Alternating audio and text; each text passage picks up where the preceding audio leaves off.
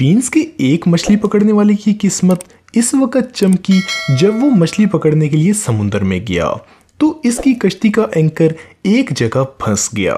इसे निकालने के लिए वो समुद्र के अंदर गया तो इसे नीचे एक बहुत बड़ा मोती मिला। वो इस मोती को अपने घर ले आया और अपने बेड के नीचे रख दिया।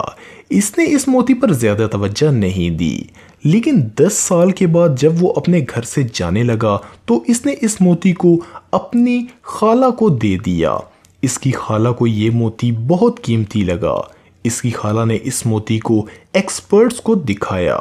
ये मोती 1 फुट लंबा, 2.2 फुट चौड़ा और 36 किलोग्राम वजनी था। इसकी कीमत $100 मिलियन थी, यानी पाकिस्तानी तकरीबन 1230 करोड़ रुपए। Number 9, uncle Sam diamond.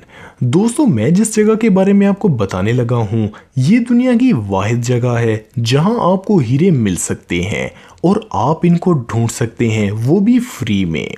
ये एक पार्क है। इस पार्क का नाम है crater of diamond state park, जो कि 911 एकड़ जमीन में फैला हुआ है और अमेरिका में मौजूद है। ये दुनिया की वाहिद जगह है जहां पर आम लोग जाकर हीरों की तलाश कर सकते हैं, और अगर कोई खुशकिस्मत इंसान यहां पर हीरा ढूंढ लेता है तो वो हीरा इसी का होता है। असल में ये हीरों की एक खान है जो 9 करोड़ 5 लाख साल पुराने एक लावा का हिस्सा है। और इस एरिया की खास बात यह है कि यहाँ बारिश होने पर हीरे सतह पर आ जाते हैं। सन 1906 से लेकर आज तक 75,000 से ज़्यादा लोगों को यहाँ हीरे मिल चुके हैं, लेकिन सबसे ज़बरदस्त हीरा था अंकल सैम डायमंड। इस हीरे को डब्ल्यू अबर्शन नामी एक शख्स ने 1924 में तलाश किया था। इसका वजन 40.23 कैरेट है और ये अमेरिका में आज तक का मिलने वाला सबसे बड़ा हीरा है। इसे 1971 में 9 करोड़ 32 लाख रुपए में बेचा गया था। Number 8, valuable art work. अगर आप कभी अपने घर में स्टोर रूम की सफाई करें तो जरा ध्यान से देखिएगा, हो सकता है आपको कोई कीमती पेंटिंग मिल जाए, क्योंकि ऐसा कई बार हो चुका है कि स्टोर रूम की सफाई करते वक्त लोगों को पुरानी पेंटिंग्स मिली हैं जिन्होंने इनकी ज़िंदगी बदल दी है। 2016 में एक फ्रेंच फैमिली अपने घर में पेंटिंग का काम करवा रही थी। स्टोर में सफाई करते वक्त इनको एक पुरानी पेंटिंग मिली। इस पेंटिंग से इस फैमिली की ज़िंदगी बदल गई।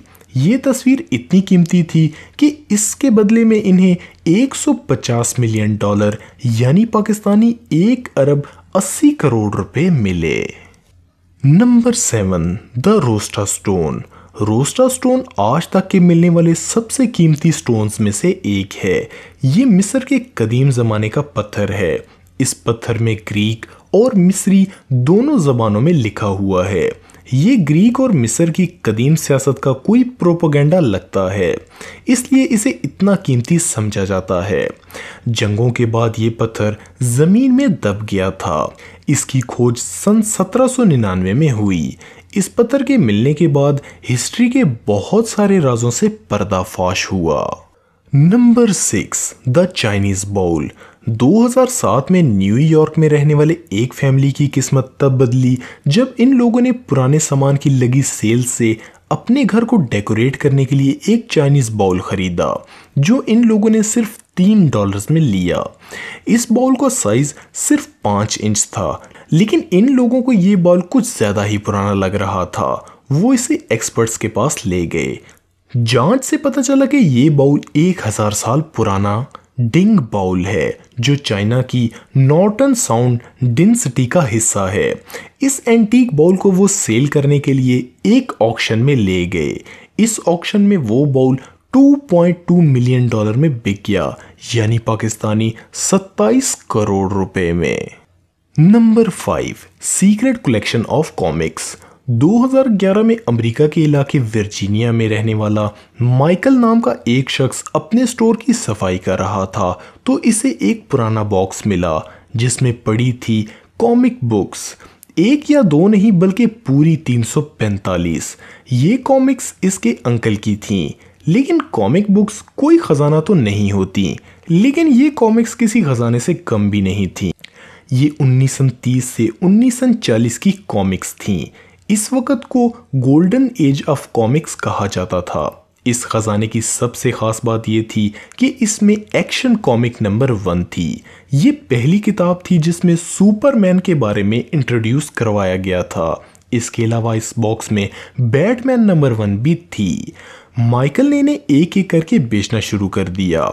एक्शन कॉमिक $5,23,000 में बिकी और सारी कॉमिक बुक्स के इन्हें $3.5 मिलियन यानी पाकिस्तानी 43 करोड़ रुपए मिले।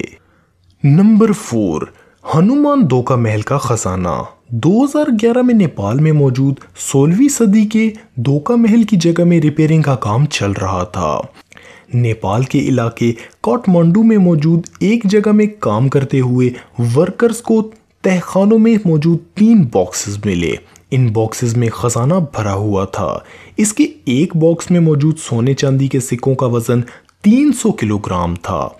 इस एरिया में ऐसे बहुत सारी जगह मौजूद हैं जहां खजाने मौजूद हैं, लेकिन पॉलिटिकल पर्पस की वजह से इनको तलाश नहीं किया जाता। नंबर 3, अमेरिका के शहर न्यूयॉर्क में रहने वाले थॉमस और लैरी नाम के 2 इन्वेस्टर्स पुराने घरों को खरीद कर इन्हें रीबिल्ड करवाकर इनको सेल करते थे।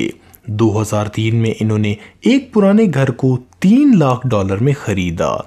ये लोग इस घर को दोबारा बनाकर $1 लाख का मुनाफा कमाना चाहते थे, लेकिन वो घर एक आर्टिस्ट ऑर्थर का था।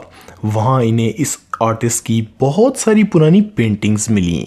इन पेंटिंग्स की सफाई करने के बाद जब इन दोनों ने इनको बेचा तो इन्हें $30 मिलियन यानी पाकिस्तानी 370 करोड़ रुपए मिले। Number 2, piano. 1996 में 100 साल पुराने एक पियानो को लंदन में ग्राहम और मैग नामी शख्स ने खरीदा।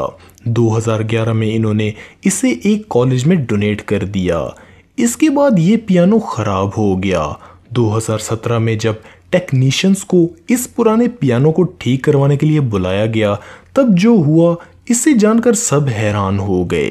पियानो को रिपेयर करते वक्त इन्हें इसके अंदर 900 क्विंस मिले जो कि पूरे गोल्ड के बने हुए थे। Number 1, soda ट्रेसल। सन 1985 में पोलैंड के एक टाउन में एक पुरानी बिल्डिंग की रिपेयरिंग करते वक्त इसमें से एक बैग मिला जिसमें 3000 चांदी के सिक्के थे जो 14वीं सदी के थे। कुछ अरसे के बाद 1988 में इसी टाउन की एक और पुरानी बिल्डिंग की रिपेयरिंग के दौरान बहुत सारे पुराने एंटीक्स मिले। इस बार खजाना ज्यादा था। इसमें बहुत सारे सोने और चांदी के सिक्के भी थे।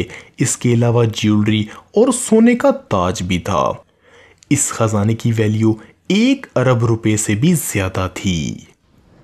तो दोस्तों, ये थे आज तक मिलने वाले कुछ खजाने। अभी भी हमारी दुनिया में बहुत सारे खजाने छुपे हुए हैं, तो आप उनको ढूंढने के लिए कब जा रहे हैं?